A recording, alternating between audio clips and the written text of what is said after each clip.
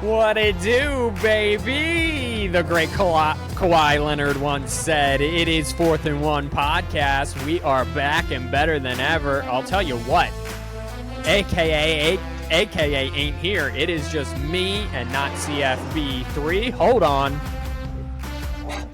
And now we can start. It is your host, Captain Boring, on this episode of 4th and 1 podcast. Thank you, everyone, for being here. It is week number 12. Don't let that fool you.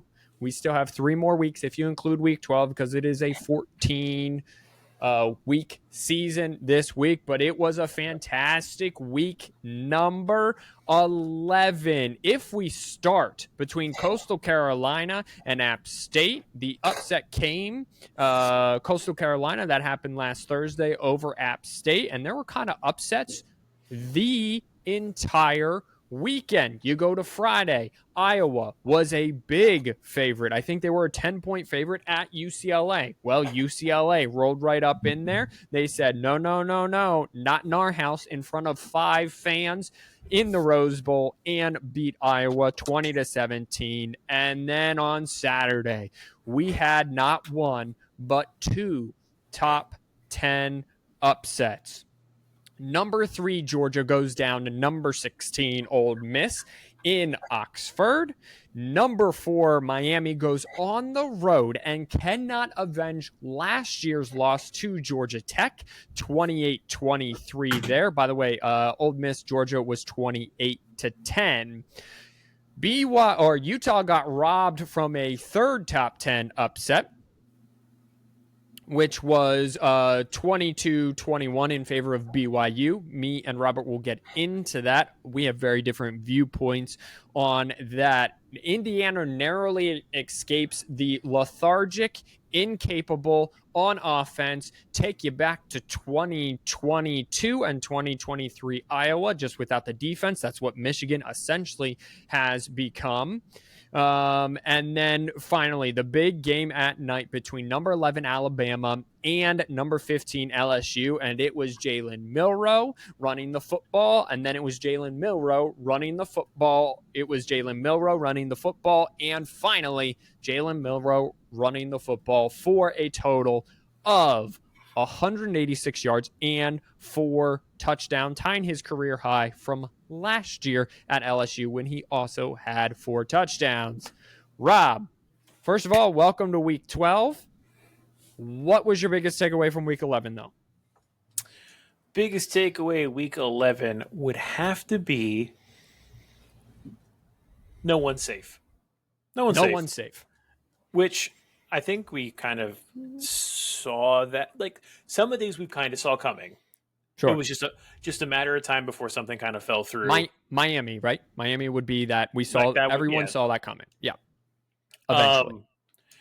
But I mean, obviously there was some surprises. Like, we kind of thought Georgia might fall somewhere because Carson Beck can't take care of the ball, but I don't think Carson. How many interceptions did Carson Beck even throw? I don't think he threw.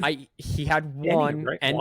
End of the game, but it was tipped. It was a good throw, good read. Guy was wide open on a dig. It was tipped, so then it was behind the receiver, and the receiver caught it. He did have a fumble late in the game on a strip sack, though.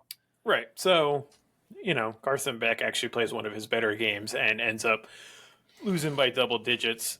Kiffin gets that first big win of his career that he's been chasing so long for.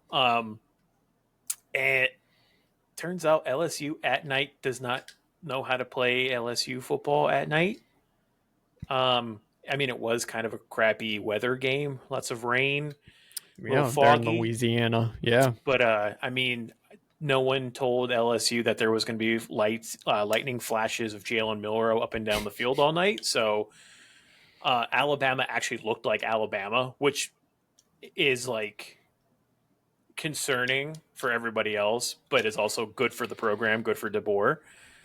But that kind of puts a nail in the coffin for LSU, I kind of think, when it comes towards the SEC championship.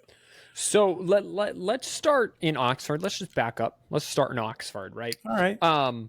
We have said all year, Carson Beck's the problem. However, starting about 3 weeks ago, you were on it, and I kind of piggyback off you, but I will give you 100% of the credit, as a good manager does.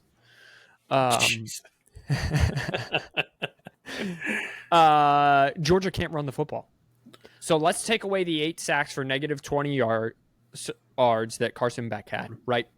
They ran the ball then for, if you take the sacks away, they ran the ball for 24 times for 80 yards.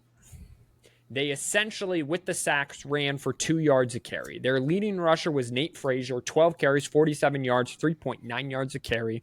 Trevor Etienne, which you have been now screaming for almost all season that he is overrated, 6 carries, 24 yards, 4 yards a carry. I think he's been hurt, though. Nonetheless, he hasn't been top-notch, right? Right. Meanwhile, let's flip it around. Jackson Dart leaves the game after first drive, ankle injury. Austin Simmons comes in, and they go tempo. They go classic Kiffin tempo. 5 for 6, 64 yards, right down the field, bim, boom, bam, touchdown. That was to get Ole Miss right back in it. Meanwhile, on the other side, Ole Miss ran the ball 35 times for $133, 3.8 yards a carry. But here's the deal. There were no negative rushers on the team. Georgia, meanwhile, had 2. Jackson Dart was the leading rusher on a bum ankle. Ulysses Bentley, by the way, Ulysses, great first name. 13 carries, 28 yards. So Ole Miss, like you said, finally gets that signature win. In other news, they drop in the college football playoff rankings. They drop the Georgia Bulldogs all the way to 12. They are the first team out because Boise at 13 would get that 12 spot, right? Right. You have, I'm going to share my screen here. You have a problem with this, I was told? Yeah. Like, it's hard because I understand the argument, but so they dropped them 9 spots. Yeah. They didn't even drop Alabama that far when they lost to Vandy. But my argument, which is, they always ride high on this whole strength of schedule thing.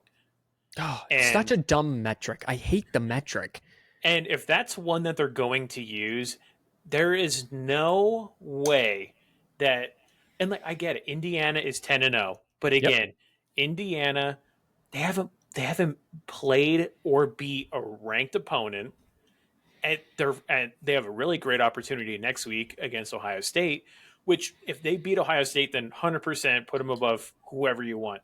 But Penn State loses their only ranked matchup at home to Ohio State, so they don't have anything. Gets essentially dominated at home, right? Yeah. Indiana hasn't played anyone like any ranked teams. They've played teams, just not anyone ranked. Who else says? I mean, Texas, but because Georgia beat Texas by 2 scores, and Texas doesn't even have a ranked win either. So it's like, but they only have one. I think Vandy was ranked when they played. I think that was a 25. Yeah. Well, I think it goes by like what they're ranked now. Oh, okay. All right. Well, okay. So if you want to talk about, Robert, I think you're trying too hard. The team right below them, which is BYU, also 9-0. Yeah. Guess who they have? Not only a ranked win when it happened, a current ranked win in Kansas State. And it wasn't some 2-point last-minute field goal. It was a 19-point drubbing at the hands of BYU. They drubbed Kansas State. I'm pulling up it now. Oh, I'm sorry. It was worse than I originally thought. 38-9. Well, and that was my thing. Like, how are they not ahead of Indiana? How are they not ahead of Penn State? And like, I get, because when Simeon was talking to us, he was like, "Well, the wins, losses," and it's like, but you have to push all that aside, because if we're just going based off of record, Liberty was 7-0. Liberty should have been number 2 then, because they were undefeated. Granted, they ended up losing to Kennesaw State. Like, right. So worst loss of the year. Yeah. Right. So it's like, if that's how. if you want to put strength of schedule into it, like, I don't see how you just leave out Georgia, who has the number one strength of schedule and whose losses to Ole Miss, which is fine. Like, it was a road loss. And then did they play at Bama, or was that one home? Georgia. Yeah. Georgia played at Bama. Yep. Okay, so their two losses are road losses. Yep. Against, obviously, top 15 teams. Opponent. Okay. Yep. And you're going to put Penn State, who can't win a ranked game worth anything, at even a home game ahead of them. BYU should be ahead of all them. Miami should drop a little bit more since they lost a road game. Indiana's best win in terms of record, and I think they're all the same, I think is Nebraska at 5-4. Indiana's literally playing 500 teams and mollywopped them all. And they keep bringing up stat comparisons to Michigan's last year. And it's very similar, if not better in some categories, right? And that's fine. But you are absolutely right. If you want to do strength of schedule and you want to argue strength of schedule for certain teams, then you have to argue strength of schedule for Indiana. And it's not that good. Or if you just want to say, eye test, then that's fine. Then Indiana is about where they should be. However, I think they should be above Penn State then, right? Right. I don't know if it's just because they have too many. They're like, oh, well, the eye test matters, the strength of schedule matters, and their current record matters. It's like all three of those things I don't think you can do at the same time. Well, that's what they're trying to do. And the other thing that they're going to try to do, that they are trying to do, Rob, that I noticed, and we talked about this a little offline, is the head-to-head. The head-to-head is clearly important. And let me show you why. Oregon is above Ohio State. That one's easy because Oregon's 10-0, right? But let's just run down 10, 11, and 12. Ole Miss beat Georgia, so it has to be above there. Bama beat Georgia, so they have to be above there. Texas beat... Georgia beat Texas. Georgia beat Texas, but with the two losses, that kind of knocks them down. But you bring up 1920. Louisville beat Clemson, so Clemson can't go above Louisville at all. Missouri beat... Well, now South Carolina is actually above Missouri. How Missouri's still ranked, I don't know. But South Carolina is also ahead of LSU with 3 losses. Army is above Tulane because Army mollywopped Tulane earlier this year. Kansas State is above Colorado, even though I think both of us would say that Colorado right now is the better team than Kansas State. But Kansas State beat Colorado earlier this year. So we just see this throughout, that they are just valuing head to head, and they're trying to apply a whole bunch of different metrics to one thing, and it's just not working. So what happens if Texas loses to like Texas A&M then? Do we have to sit here and go, well, even though, and it's a close loss, and say Georgia's 11, do you have to move Texas all the way back to 12? Yeah. From the number 3, number 2, number 1 spot, and it's like because of the head-to-head, it's becoming very evident that they're kind of trying to mold it to their own. Yeah, and I don't know if it's actually working. It's the first time ever that the Big Ten has had 4 teams in the top 5 since like the 19-somethings, early 19-somethings. They currently have the SEC currently has 3 top 10 teams in Texas, Tennessee, and Bama just squeaking in there. Notre Dame is back up to 8. They just keep railroading people not named Northern Illinois. But Robert, let's do this. So what happens if Notre Dame suffers another loss and Texas A&M just keeps winning? Do you have to keep Notre Dame above Texas A&M? Well, I think if Notre Dame loses, I think that's probably going to knock them completely out. I would hope so. Just because Virginia, Army, USC, those are their 3 games that are left. Virginia, Army's home, USC's away. Any losses to either 3 of those, regardless of Army being ranked number 24, is a bad loss. So could this be the committee? The committee always foreshadows. Could the committee say, well, if Notre Dame's top 10, Army gets a win, we can justify putting them above Boise and jumping them like 9 spots and make them the highest group of 5. Because you know that they do that. There's no way Army can get up there without a top 10 win. But if we rank Notre Dame 8, which is on the fence of where they should be ranked anyway, right inside that top 10, then we can rank them in the top 10 right away. Or rank them above Boise, excuse me. I apologize. Well, I think what they're doing is they're keeping their weakest link. And their weakest links, I think they're keeping at their 7, 8, 9. I think that's going to be their buffer. Their okay. However you want to kind of look at it and be like, this is the the group of 5 team on the border. If any one of these 7, 8, 9, if any one of these 3 teams loses, automatically that team goes to 13 as the next team, the first team out. Yeah, or 12 because they'll keep above Boise. Or 12. And right there, that in line's my big problem. Boise goes on the road. Ashton Genty has a primetime game, dominates over 200 yards, 3 touchdowns. At this point, I would consider him my front runner for the Heisman. I don't know what your thoughts on that are. Quickly, thoughts on that? Ashton for Heisman? I don't know how he wouldn't be the front runner, but yeah, sure. Okay. Boise at home, they have a close-ish win against Nevada. Nevada had to use a bunch of trick plays to keep in it, but this is just who Boise is. Boise's railroading people, everyone. They have a 3-point loss at Oregon, which Oregon needed a double-digit comeback in the second half to beat them. I understand, but here is another metric. I feel like they're using eye tests for everyone not named Boise. So they're saying, well, Boise lined up against Ole Miss and Bama, they would get dominated, so they have to be ranked below them. And if they lined up against Georgia, they would get dominated, so they have to be ranked below them.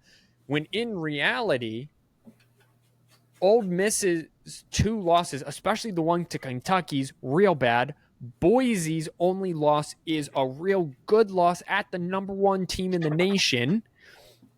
And you basically use the eye test to justify jumping Ole Miss above Boise, knock Boise from 12 to 13. That's my biggest problem with that whole 9 through 13, essentially. So essentially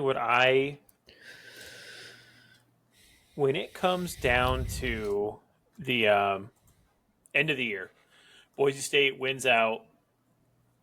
They wins their conference, everything. Obviously, they're in the playoff at that point. There should not be a 2-loss team ahead of them, regardless of how it looks. I agree. So, if Georgia, Ole Miss, Alabama, whoever is in there, those teams need that's your 12, 11, 10, and Boise State just keeps moving up. Yeah, because I agree. But then I guess you're kind of looking back into the strength of schedule and stuff like that. But at that point, your teams that are at 10, 11, and 12 probably aren't playing in the conference championship. Probably. Your conference champions should be up there. And I'm not going to if Boise State wins the rest of their games and their conference championship and they're sitting at 12. Because then that just invalidates everything that the committee's doing. And they're just saying, you guys are getting a permanent spot just at number 12. Doesn't matter where else you guys go. Right. When BYU would have worked their way, in our opinion, if they do that, BYU deserves a home game. I'm not saying rank them 5, but I'm saying rank them 8. The Give them a home interesting part is going to be what happens if Boise State can just get high enough to like 9. If they can sit at 9 and like say, I'm just trying to find a team, Clemson, Louisville, Washington, or not Washington State, Colorado or Kansas State, one of those teams upsets their conference championship. Right. Do they have the balls to put Boise State at 4? They better. You know what I'm saying? No, like, that's and where you're 100% correct. They better have the balls to do that because they need to. Yeah. Yeah, absolutely. All right, let's kind of clean up the week 11 that was. So we talked Georgia, Ole Miss. My thoughts on LSU, Alabama. I didn't expect this, but this is what happens when you put a program in a corner up against a tiger, pun intended in this case scenario, and the attitude is still there. Listen, Nick Saban still has an office there in Tuscaloosa. He's even said as much. He was the biggest proponent of making sure that roster didn't turn over as much as it probably should have when Kalen took the job. So LSU comes in. LSU was at one point undefeated in the SEC. Now 2 straight losses in SEC play to Texas A&M and Alabama. But Rob, you said everyone we saw some things coming. Well, guess what? Marcel Reed ran wild over the LSU Tigers, and Jalen Milroe did a bunch of the same. What surprised me is you knew that was going to come. You knew Jalen Milroe was going to just run the football, and yet you looked like you hadn't worked on it, practice, and it for a while. Brian Kelly did everything but run over Blake Baker, the defensive coordinator for LSU, by throwing him under the bus Saturday night in his post-game press conference.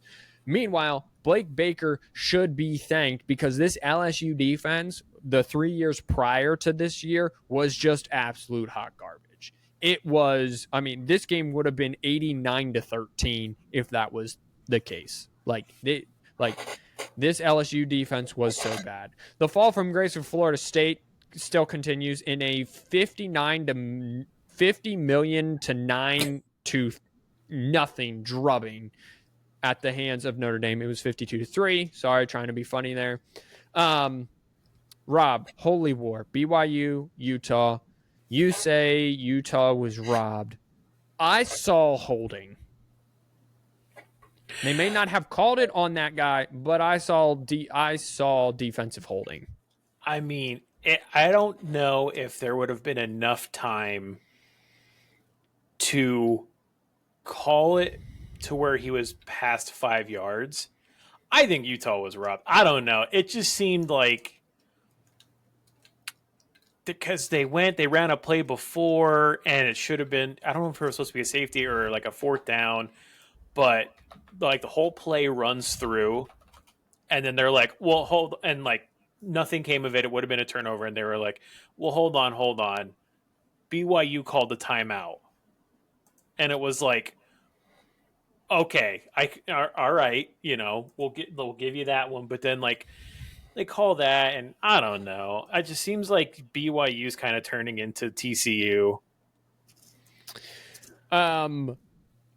For anyone wondering what Utah's AD Mark Harlan said, this game was absolutely stolen from us. We're excited about being in the Big 12, but tonight I am not. We won this game. Someone else stole it from us. He called the referees unprofessional.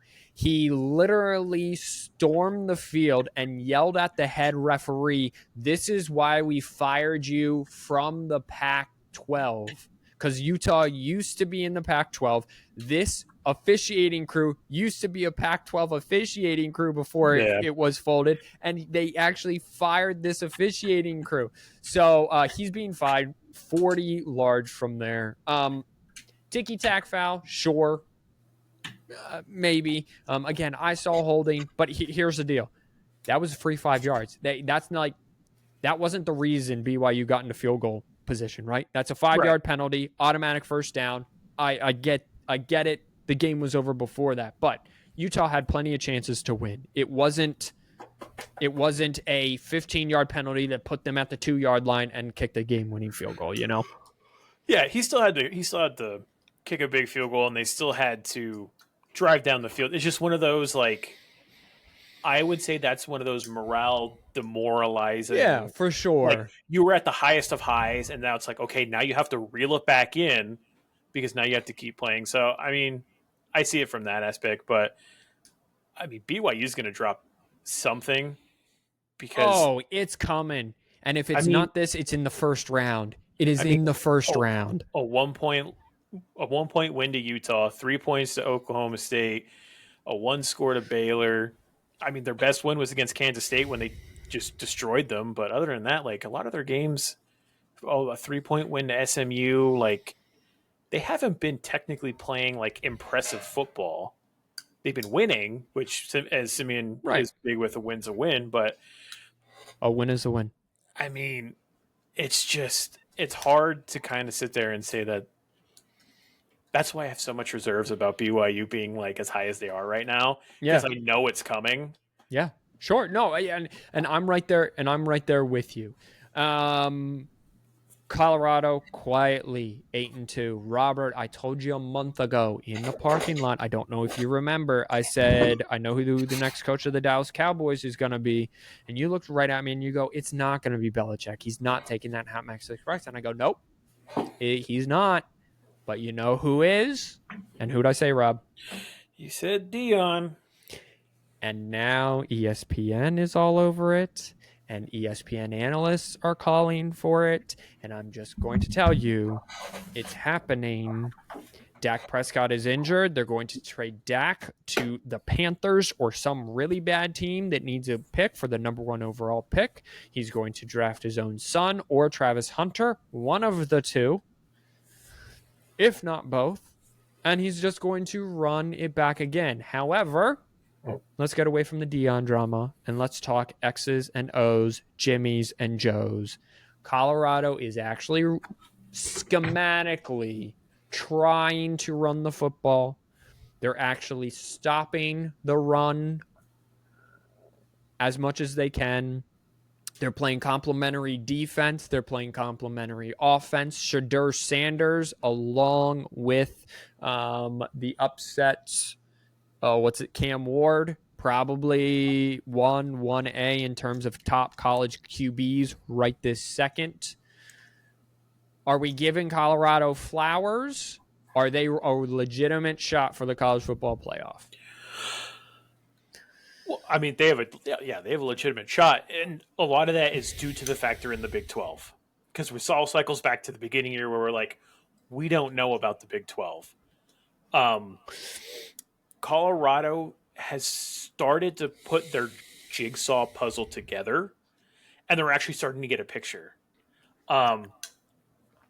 They're trying to run the ball consistently, which, I mean, I don't want to say it's getting better. It's getting more consistent. They're starting to average like more than like 5 yards. Now they're kind of like at 60, which is helping because now they're actually able to throw the ball and just keep Shedeur from getting hurt, essentially. But their defense has started playing much, much better. They had 7 sacks against Texas Tech, which there you go. Which is, I mean, obviously way better, and Texas Tech only had 3. So the offensive line is finally starting to play. It's one of those deals where they're just starting to finally play football. They're starting to figure out, hey, we can do this. Let's not be the laughingstock of the college football world. But yeah, I think they're second in the Big 12 right now. And I mean, they're BYU loses 1 game. Colorado's right there. Now, when they play BYU, if they make it to the Big 12 championship and they play BYU, very, very interesting game because BYU is one of those teams that wants to run the football, right? And Jake Retzlaff is very good, very efficient. He runs the football very well. historically, before this kind of stretch that they were been on, Colorado struggled with that. Lost to Nebraska, Kansas State they lost to, two teams who like to run the football. So that will be an interesting matchup. If they do in fact make that. Robert, I just one more game I want to just real quick for everyone. The most boring game in the world, which was Oklahoma at number 24 Missouri, which unranked Missouri, just do it. They suck so bad. I just need them to lose one more time. The most boring game in the world that was this, heading into the fourth quarter, with like 3 minutes left in the fourth quarter, became the most exciting game. I think it was like 9-3 or something like that at midway through the fourth quarter. It was bad. And then Oklahoma scored and then got a scoop and score pick six. And then Missouri went down and got a touchdown. And then with 30 seconds left, Oklahoma's driving for a game-winning field goal. Jackson Arnold rolls out, two hands not on the ball. Ball popped out from behind, scoop and score with 15 seconds left. And that's how Missouri wins. Absolute bonkers there in Columbia. America's team, that would be the Army Black Knights, went on an America drive. Did you see this, Robert? Yes.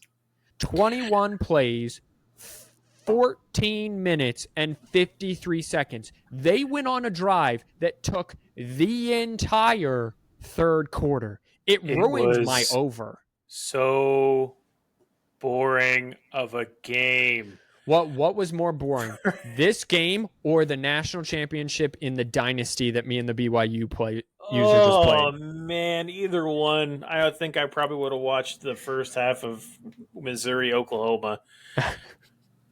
Okay, let's get into this, and then we will move the podcast along. Finally, everyone saw this coming. It was Miami at Georgia Tech. Upset in the noon window. It kind of worked out this way because all the other games really kind of sucked, especially big noon kickoff is just ruining college football at this point. They put Purdue at Ohio State in the big noon kickoff. It was competitive for about 7 minutes of game time. Ohio State covered, did not hit the over, but 45-0 there. So thank you, Fox, for ruining big noon kickoff for everybody. Oh yeah, by the way, Indiana at Columbia, big noon kickoff time slot. So glad for this. Miami, though, at Georgia Tech. Everyone saw it coming. Miami's offense just never got in rhythm. But you know who did get in rhythm? The quarterback that couldn't throw, which would be Haynes King. He was incredible. He ran the ball for 20 times, 93 yards. He said his team could not keep him off the field. He was their leading rusher. Aaron Philo, who was the backup, came in through 10 passes kind of sporadically throughout the game, 67 yards and a touchdown. Haynes King did throw the ball 6 times, completed all 6, 32 yards for 1 touchdown.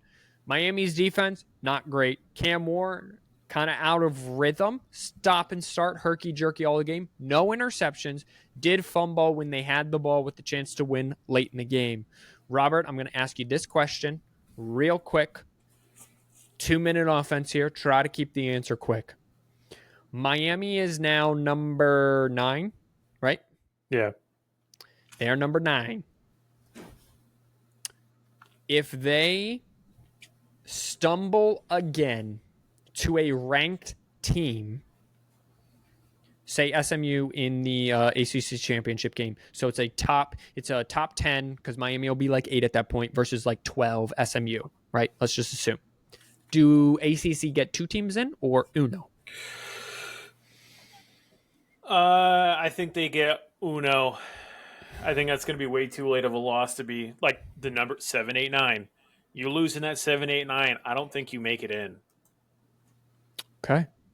Short, sweet. I love it. Now, let's hit the transition.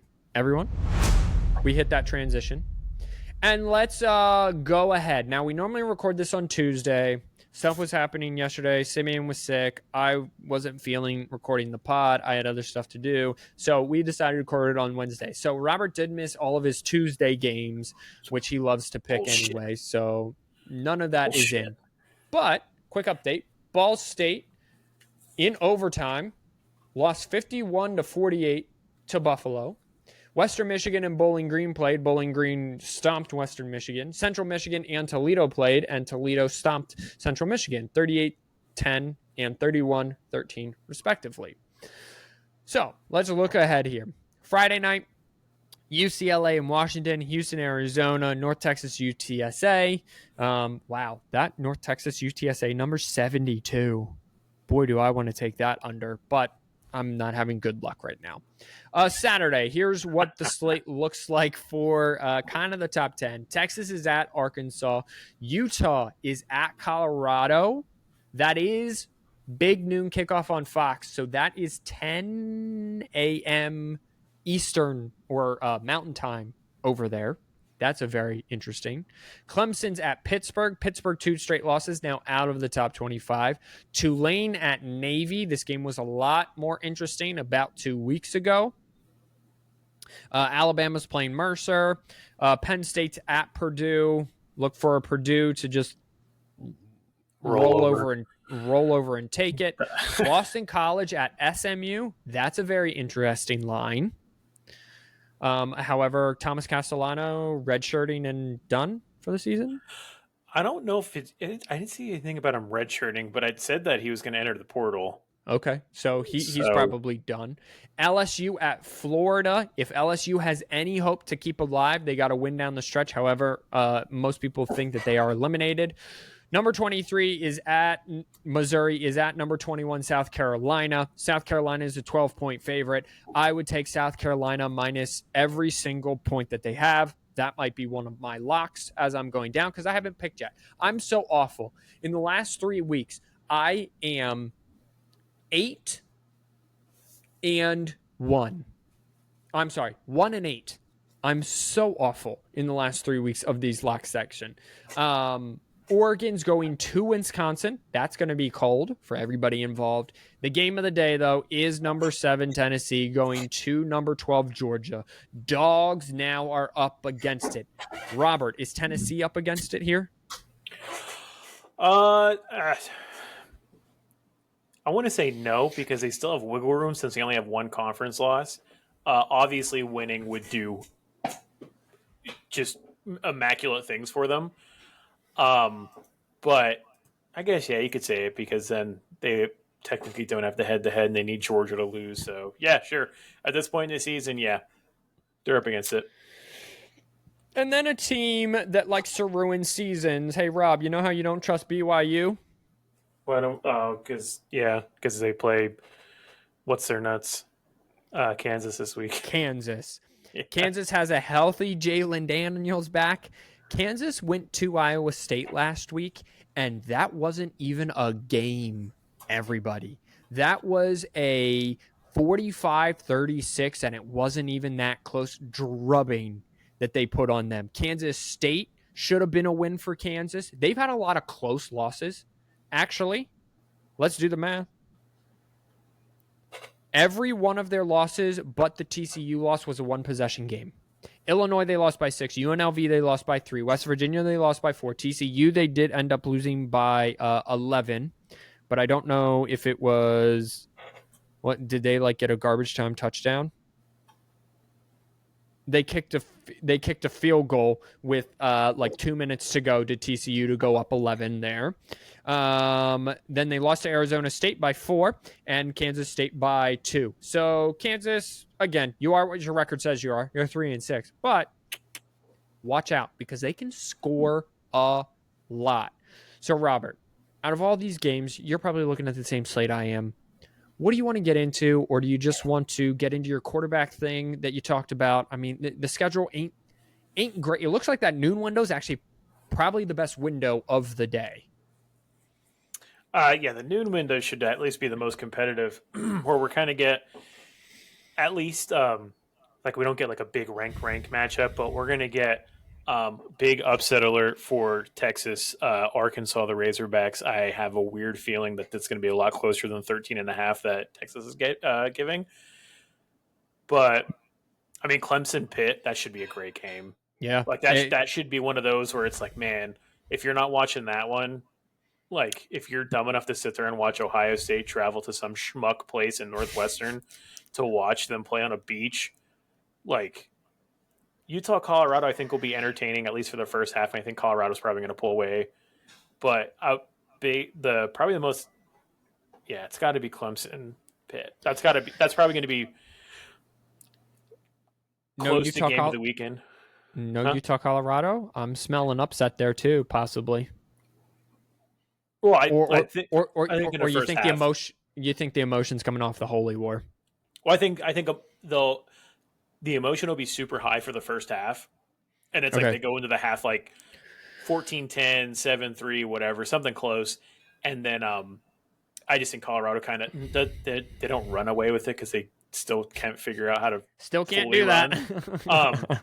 But I think Shadur comes out, he probably throws for 300. Travis probably gets 20 catches for 110 because that's just what they do. Jimmy Horn probably has like a touchdown, a rushing touchdown, not rushing, receiving. But yeah. Okay. Well then, then let's just do this. Let's just talk game of the week then, right? Number 7 Tennessee going to number 12 Georgia. It's going to be super interesting. This is an elimination game for Georgia. Every game Georgia plays from here until the actual playoff selection happens, Sunday after conference championship, is an elimination game for Georgia. If they do not win out, they are probably done. Tennessee sitting there at 7 becomes very interesting because that means they would have 2 conference losses. Both me and Rob agree on the 7, 8, 9 right in their range that you're 1 loss away from being done. However, conference standings in conference, Tennessee's at the top, Texas A&M second, Texas is third, and then it's Georgia Bulldogs with 2. So if Georgia wins, they go ahead of Tennessee. They would then still trail Texas A&M and Texas. Both of them play each other at the end of the year. If Texas beats Texas A&M, Georgia would get in. If Texas beats Texas A&M, Georgia would get in. If they shouldn't. Why not? Ole Miss has a tiebreaker over them. Over who? Georgia. Oh shit!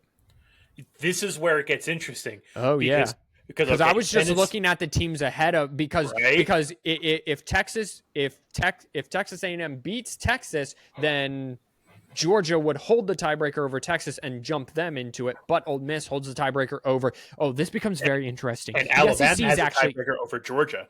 So, this is very interesting. If this ends where one team, like, I want to know what happens if all these teams have 2 losses. Oh, dude, I'm praying. I'm hoping for that. Let's go. Where do they go? Because your tiebreakers are all over the place. That would be incredible. So I apologize, people. I was trying to clean up this conference standings for you. Robert, thank you for the correction there because there is nothing to be corrected. We're just going to have to wait until the final week to figure this out. But let's get back to the game here. Georgia can't run the football. We covered this ad nauseum. Georgia now ranks 104th in the nation with 124 yards a game. They are 16th in the nation in passing with 286, but Carson Beck is a turnover machine. He has more turnovers than touchdowns in SEC play. Outside of SEC play, he is phenomenal. Nico Iamaleava probably will go, but it probably will be a game-time decision. But let's look at Tennessee. Tennessee is 9th in rushing and 60th in passing. They're 5th in points against on defense and 15th in scoring. Robert, you know who Tennessee reminds me of? Let me hear it.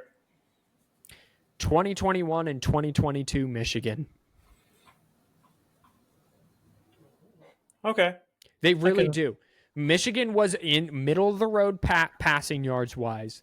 Top 10 in scoring defense, top 15 in scoring offense, and then they were near the top in rushing yards per game. Tennessee's got a heck of a defense and a heck of a running game, but Nico Iamaleava struggles to make the easy throws, and he will literally overthrow receivers, like go over their heads, and they will be wide open. Robert, key to the game. Can Georgia run the ball? That's what it That's comes it? down Done? to. Well, if they can run the ball and if Carson Beck can take care of it. That's two keys to the game. Yeah, well, those are two pretty big keys for Georgia. Okay, but which one? Wait, I'm gonna ask because which one's more important? Which one's more important? Probably Georgia running the ball. Because I think if Georgia can run the ball effectively, I don't think Carson has to force the ball into tighter windows. It should open up the passing game more to where you're getting more easier throws, I should say. Who wins the game? It's tough to pick against Georgia at home because Georgia plays really bad on the road, except at Texas. I'm saying Georgia. I think Georgia's a win. Okay. I think they're going to pressure Nico a lot. Josh Heupel, very doubted. The big spread, 10 points here, Rob. I'm liking Georgia to win, but I'm liking not by 10. Not by 10. Absolutely, guys. I want everyone to hear me. Tennessee's defense, especially their front seven, is really good. Really, really good. And besides, they were in primetime kind of the first 2-3 weeks, and then you haven't seen them since the loss. Their loss was to, oh my goodness, who was their loss? Arkansas. Thank you. Right? Their defense, Arkansas has been running up and down the field on people. Tennessee's defense held them to 17 points that game. The reason why Tennessee lost that game was not because of their defense. Tennessee is very, very good defensively. Very good defensively. Georgia is good defensively when they're motivated to be good defensively. The 10-point spread is far too much. Oh, and Robert, here's the concerning thing. It opened at 8.5. So everyone's been hammering Georgia, probably because Nico isn't there. But that backup quarterback came in, and he didn't really have a problem moving that offense at all last week. So you're taking Georgia.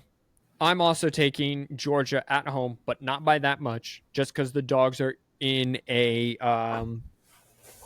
little bit of a pickle here. I'm going to give you a game. You give me a winner, rattle off, and then we will do locks, unless if you got anything else. You ready? Party hardy, bud.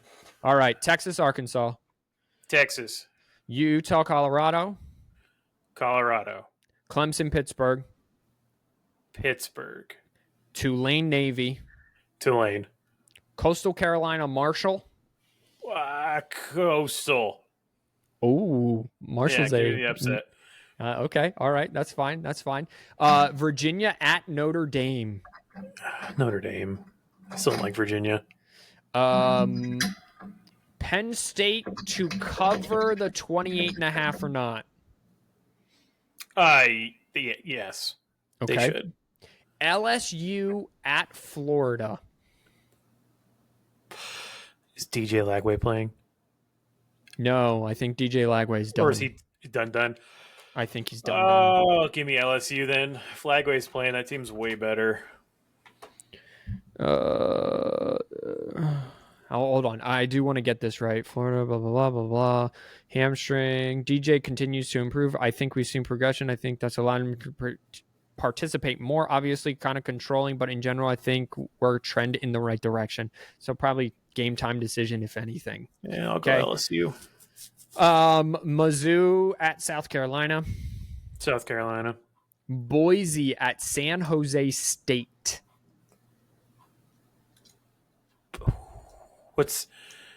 I gotta find it. It's 13.5. You know what? Give me San Jose.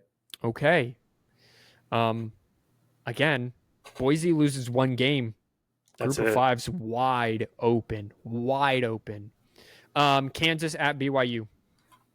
Kansas. Okay. Excellent. Locks? Let's lock it in.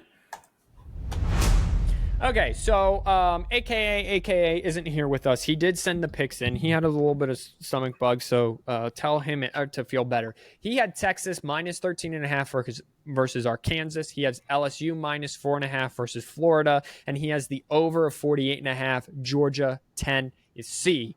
I am not at the point yet But if I have another bad week, Robert, I'm just telling you, I'm going to be that guy, and I'm doing money lines the last 2 weeks. I'm just telling you that.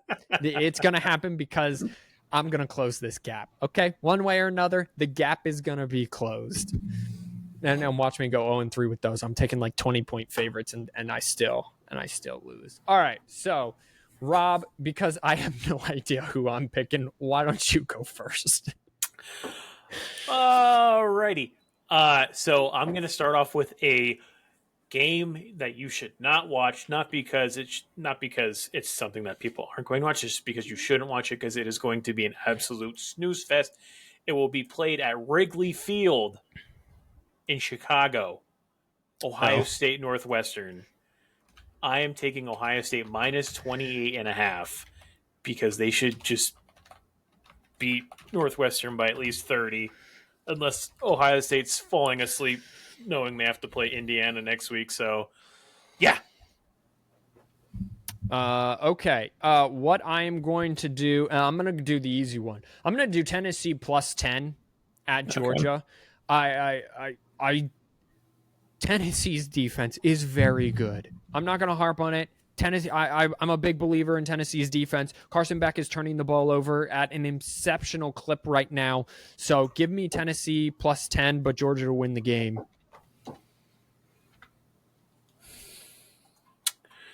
Well, yeah, I'm just going to do that. Okay. So I, unfortunately, could not pick a Tuesday game. That's just the way things work. Kind of threw the old wrench in the old system there. So what's the next best thing? A Wednesday game. Come on. Tonight. Yes. 7 p.m. Take your pick. ESPNU. Would not watch this game if my life depended on it. Kent State 0-9 going up against Miami, Ohio, who is 5-4. Miami, Ohio, a 30.5-point favorite. I'm going to take the 30.5 because this is going to be interesting. So, yeah, go Red Hawks. You know what?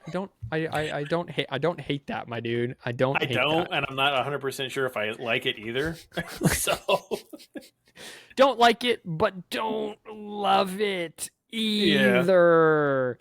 Yeah. I told you I was doing this off the cuff. Everybody. Here's the game my second game is going to be South Carolina and Missouri. And here's the deal. Missouri's offense is terrible. I don't know. Is Lenore Sellers playing? I just want to be sure before I make this pick. Lenore Sellers was playing last time you checked? Last time I checked, he was. Who knows at this point? Drew Pine's going to play. Guys, maybe I'm missing something. Give me South Carolina minus 12 at home versus Missouri. Like, South Carolina is the best 3-loss team I think I've ever seen. So give me them minus 12 versus Missouri at home. So I guess it all comes down to this, huh? Yep. Well, I was thinking about doing the Tennessee plus 10.5 because that just seems so odd, and I feel like it would have been a good pick. Then I was like, Clemson, Pittsburgh, that would be another one. Navy, Tulane. But, another noon game. We're going to go ahead. Utah, Colorado. Colorado, 11.5-point favorite. Like I said, should be close in the first half, but then Colorado should pull away in the end. Colorado, minus 11.5. Lock it in. Back to the original well, since Kennesaw State's not on weekday games anymore, so I'm not really digging that. All right. Hey, you know what? Fair enough. There. I am going to go. Wow, I mean, Kennesaw State's right there for you, Rob. I'm going to go with You know what? I don't even know who I want to go with in this. This is how bad that my season has gone. My season is the only season going worse than Michigan right now. Okay, and worse than Florida State. because Florida State is awful. Can we talk about that train wreck for just 1 second? No, here's what I'm going to do. James Madison, Old Dominion, 4 p.m. James Madison is traveling to Old Dominion. They are 3-point favorites. It's the over-under is 51.5. I'm going to take James Madison minus the 3 points. And you know what? No, I'm gonna change it. I'm gonna go over 51.5 for the game total. Again, I have no idea what I'm doing. I'm 1-8 in the last 3 weeks, everybody. I'm so bad at this. It is unreal. And why I made it on the fly is because their common opponent, which was Georgia Southern, James Madison lost by 14, and Old Dominion beat by 28, excuse me. So I'm just going to go the over of 51.5 because I need a game that no one is going to watch. Not fair? Robert, anything you want to share? I don't think so. I think we covered everything here, man. Okay. At least that I know of. Well, then it is what it is. Everyone, thank you for tuning in. Thank you for being here. Go follow us on Instagram, 4th and 1 Pod, on TikTok, 4th and 1 Podcast, everywhere else. Wash your hands, you filthy animals. For NotCFBIII, it is I, Captain Boring. Peace out, guys. See you next week.